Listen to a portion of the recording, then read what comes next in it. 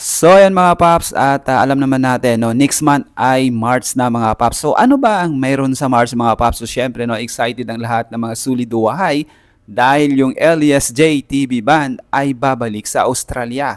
Kaya naman sa mga Pilipinong hindi pa nakabili ng tickets ay bumili na kayo, mag-avail na kayo dahil don't miss the opportunity na makasama nyo dyan sa iba't ibang lugar dyan sa Australia yung Elias JTB Band. At eto nga panoorin natin yung ilan sa mga video na sabay-sabay nilang isinigaw, See You Australia Soon.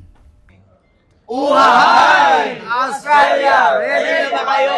Alright, ngayong darating nga po pala na March 8, so kita-kits po tayo sa Toowoomba. Kita-kits po tayo dyan sa Australia, the Annex. And simulan natin ang tour with full power energy with Elias GTV Band at March 14, Gladstone. Mag-ingay tayo sa Gladstone Entertainment Convention Center. Diyan naman tayo party-party kasama ang Elias GTV Band. Uhahay! Let's go!